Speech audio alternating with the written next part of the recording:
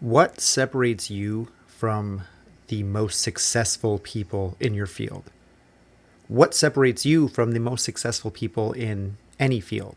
From entrepreneurs to tech CEOs to just your boss or manager or someone above you in your literal job right now. While there are a lot of things that come together to lead to your specific station in life, and a lot of that is luck and where you were born, there are certain personality factors that come into play. And there are some factors that have been proven across genres, across areas, across all of life to be beneficial in helping people reach more success, create more impact, and more positive change. Welcome to Change Made Easy. Changing your habits, behaviors, and routines is hard. We make it easy. I'm Paul Levitin, and I help high achievers just like you who feel stuck to bridge the gap between where you are and where you want to be. Traditional self-help doesn't work. It's either too rigid, too generic, or too overwhelming. My approach is different. I simplify change by making it so easy it can't not happen. Using my easier framework, I'll help you create habits, routines, and behaviors that stick, so you can stop struggling and start thriving. It's that easy. So what separates you from the most successful people? If you're like most people, when you hear a question like that, you jump to defensiveness. You say things like, well, they were lucky. It's where they were born. They had more money. They had better opportunities. And to be sure, all of those things are true. If you pick anyone who is ultra successful in any area, they had a lot of luck to get to where they are. They were born in the right place in the right time, or they were born in an unfortunate situation, but through some combination of hard work, dedication, and luck, they were able to put themselves in a situation where they were able to climb the ladder and get to a higher position in life. Sure, that's fine. However, for all of the luck that is involved with becoming successful in life, there are also factors that are within our control. And since we can understand that luck is a factor, we can just push that off to the side. Luck is a factor in success, but it's the factor that is out of our control. So we don't need to think about that.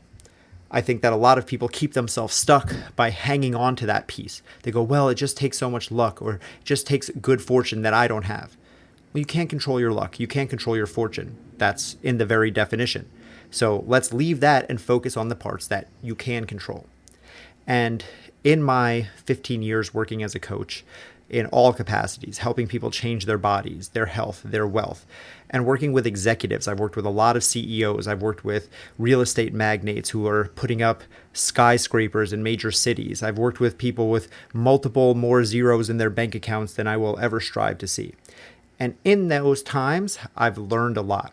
And one of the factors that I've seen across all of these people who have risen to a high status in life, success by every conceivable metric, is that they are decisive. Decisiveness is a skill some people are born with, but can also be honed. But it is a skill that, if you have it, will make you more likely to become successful, to create positive change and impact in and through your life. Why? Well, because, in short, we are always making decisions. Everything you do is a decision. You do or you don't. By listening to this, you are not listening to something else or not doing something else. That's called opportunity cost. So everything that we do is a decision of opportunity cost. Do you act or do you not act? Do you go left or do you go right? Do you say yes or do you say no? That is, at a high level, really all life is. And the challenge is that many people who are not decisive end up wasting too much time. Hey, 1 second before we continue. If you're enjoying this episode, if you're learning something from this show, if you're catching yourself saying, man, this is so helpful, this Paul guy is pretty smart. First of all, thank you. But secondly, if that is you, you might have asked, how can I work with Paul? Can he help me create the change I've been looking for? And if you have, you're in luck. Because after 12 years as a coach, both in person and online, for the first time ever, I'm opening up my calendar specifically to talk to you, my podcast listener. Use the link in the show notes to book a completely free coaching session. If you need help with nutrition, fitness, motivation, mindset, basically anything that goes into building your happy, healthy life, then I want to talk to you. Click the link in the show notes and let's chat. I created this podcast to help, and now I want to go deeper. This is the first time I've ever offered anything like this, and I don't know how long it'll last or how long I'll be able to keep doing it, so take advantage while you can. All right, now let's get back to the show. They waste time, they waste energy, and these are our two most finite resources. So someone who is decisive, they make decisions quickly. They make decisions fast. They don't sit and wait. And if you're like me, it's easy to think, well, that's a negative. They're making decisions faster, so they're probably going to make more mistakes. But that's exactly the point. Making decisions faster does make you make mistakes faster, but that's not a bad thing. The more mistakes you make, the more data you gather. I was on a coaching call recently with a client that wanted to build a new online course. And he was saying, I'm just stuck at the video editing. I'm so bad at video. And I have all these ideas. It's going to be an 8-week course and I'm going to create the video. And so he asked me, he said, I'm thinking about hiring a video editor. It's going to cost a few $1,000s, but they'll do all the video for me. And then when it's done, I will go onto this website where people can sell courses and I'll post my course and then people can buy it. And what I said to him was, that's a dumb route to go because you don't even know if this thing is real yet. Why don't you just try finding people in your network to buy the course? You have this idea for a course, but right now you're telling me you're going to make it, you're going to record all the video, you're going to do all the stuff, you're going to pay a bunch of money to get it recorded. You're going to do all that in the hopes that you have someone to sell it to at the end, versus just deciding, hey, I'm going to text a bunch of people that I've worked with in the past and say, hey, I'm building this course. Would you like to buy it? It feels like, well, it's not done yet. It feels like, well, what am I even selling them? But that's the whole point. You're taking action quicker. And you might see, I told him, that when you send all these texts, if you text a bunch of old coworkers, a bunch of people you worked with in the past, hey, I'm offering this course, it's going to be $200. They all say, no, thank you. That's not something that seems interesting to me. And boom, you learned right there that that idea wasn't worthwhile to put weeks and weeks and weeks of work into. Or you might see that people say, wow, this is a great idea. I'll pay you $200 for it. And then you build it and you iterate as you go through the course with them.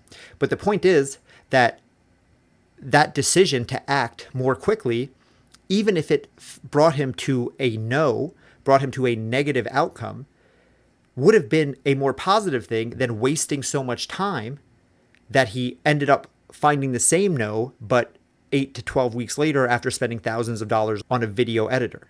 So successful people make decisions faster to get to the no faster so that they can learn and iterate faster.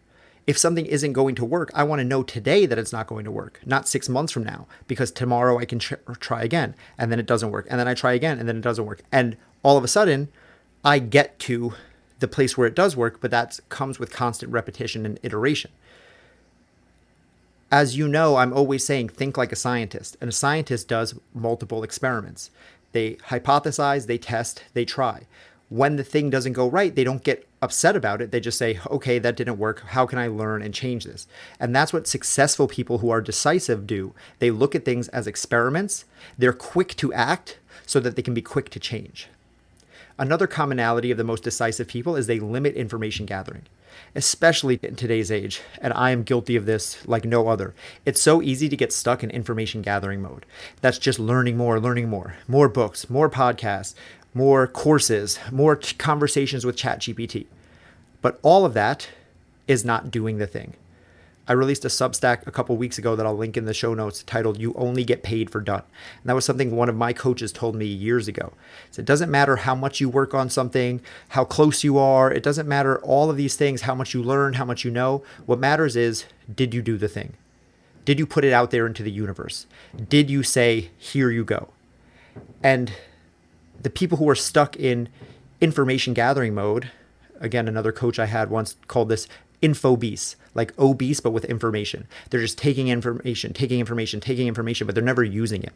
This is something I saw all the time as a weight loss and fitness coach. People knew everything about diet and exercise and all this stuff, but they weren't acting on it because they were just learning more. Like, what about this diet? What about this diet? So people who are decisive, they make decisions faster and they limit information gathering. And as I said, they act as scientists, meaning they embrace the mistakes and they see them as learning opportunities. And this circles back to allowing them to make decisions faster. Because if every mistake that you make is some big world-ending event that you're going to beat yourself up about and feel shame about and all this stuff, then I can see why you wouldn't want to make decisions quickly. I can see why you would need to gather information and why you would need to get everything perfectly aligned and all your ducks in a row before you acted. Because if and when you fail, you would feel bad, you would beat yourself up, and you would go into a shame spiral. So you have to be able to see mistakes and no's and losses as positive outcomes. Because every no gets you closer to a yes. Everything that you get wrong teaches you how to get it right. So when you combine these, you see loss, you see no, you see failure as a positive. That allows you to make decisions faster and not waste so much time simply gathering information. And these are the people that become the most successful. And even you might know someone, I know I sure do, someone who you're like, why is this person where they are? Like, this person is not smarter than me. This person is not better than me at what they do, but they're higher up than me. They're farther along. They make more money. They're whatever it is. And it's exactly for these reasons. Sometimes they're even too dumb to realize what they're doing. But because they don't care enough to overthink things, they don't get stuck in information gathering. Because they don't worry about what other people think about them or worry about what's going to happen if they fail. They don't have to put off making decisions. They make decisions faster. So sometimes your intelligence or your wanting to not look silly is the exact thing that's keeping you stuck. And the people who don't have that, hey, for better or for worse, they make it happen. They're out there making moves. They are decisive. They make decisions fast. They don't get stuck in information gathering. And when they do mess up, they just keep it moving. So my action step for you today is to start to think of decisiveness as a skill. If you are finding yourself stuck in information gathering mode, use that as a signal. That is a trigger to remind you, all right, it's time to act. Realize that whichever lane you pick is better than not acting at all, because you can always go back and redo the thing.